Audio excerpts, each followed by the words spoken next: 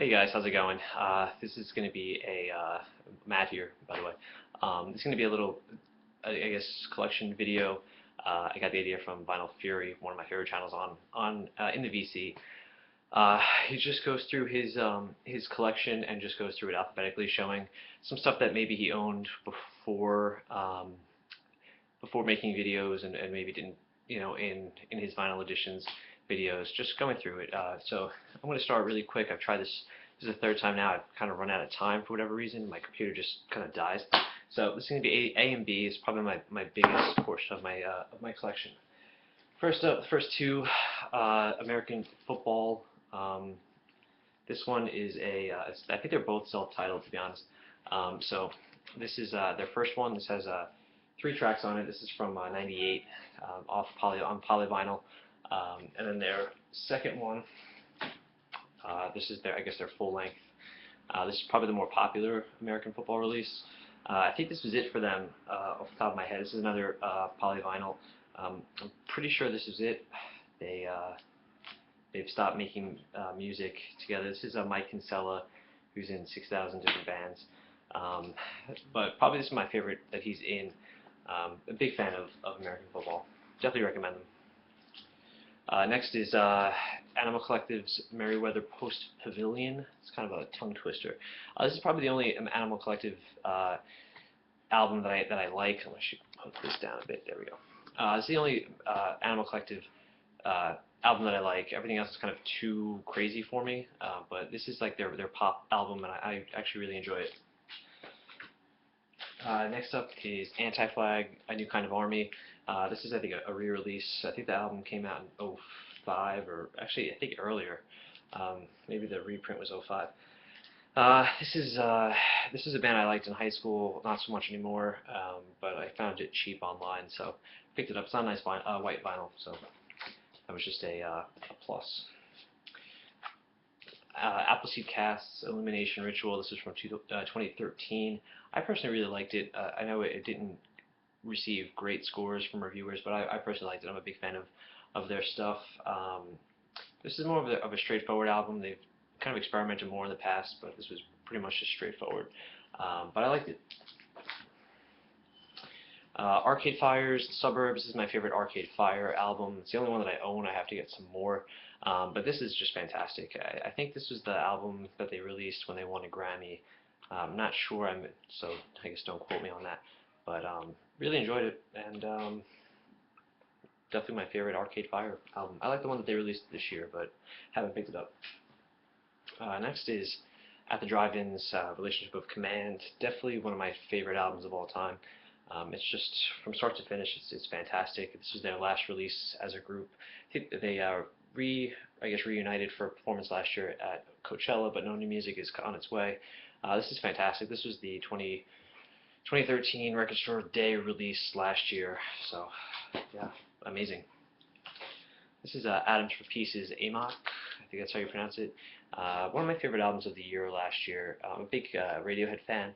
And this is along the lines more electronic than Radiohead, but it's Tom York and Radiohead producers and Flea, so from Red Hot Chili Peppers. If you like Radiohead, definitely check it out. This is Beach House's Bloom, the only Beach House album I have. I really like this album. I always forget that I actually own it, but whenever I see it, I always have to pop it in. Really enjoyed it. First Beach House album I've ever heard, but I've gone back and listened to their backlog. Really good stuff. This is Beach Fossils, What a Pleasure. They're a Brooklyn-based, I guess like I would say dream pop band, but I guess kind of like along the lines of like Real Estate. And they're on Captured Tracks, which is based right down the road from me. Actually, they have a shop now. Really good store if you're in Greenpoint, Brooklyn.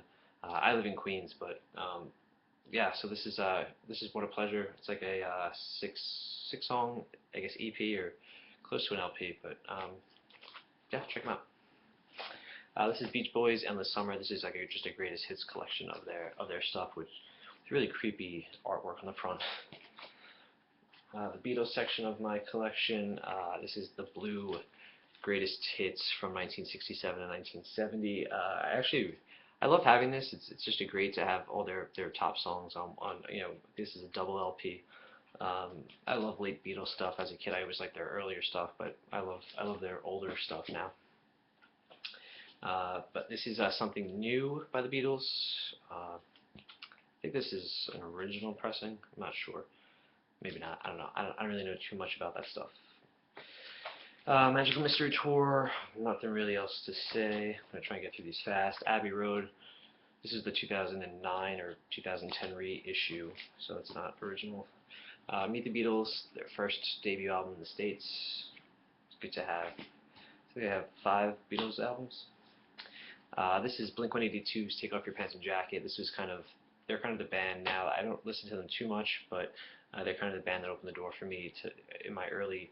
I guess I started listening to them late '90s, and then they kind of opened the door, bridged me into my teen years, and opened the door to stuff like New Found Glory and Saves the Day, and Alkaline Trio and stuff like that, which I listened to quite a bit as a kid. But this was a re-release from last year. It's quite pricey now, so I'm actually kind of glad to have it. It's a LP, and then has 3 small 7 inches as well. Bon Iver's For Emma Forever Ago. This is one that I like this one by Bon Iver more than the big one that he released in 2012, I think it was, that kind of got all the hype. This is just a beautiful album. I love listening to it. It never gets old for me, and definitely recommend it. And more Bon Iver. This is Blood Bank. It's a 4-track EP that came out in 2009. So it was right. I think it was after For Emma and then before the self-titled. So good stuff. Blood Bank is a really, really good song. This is Braid. This is Closer to Closed.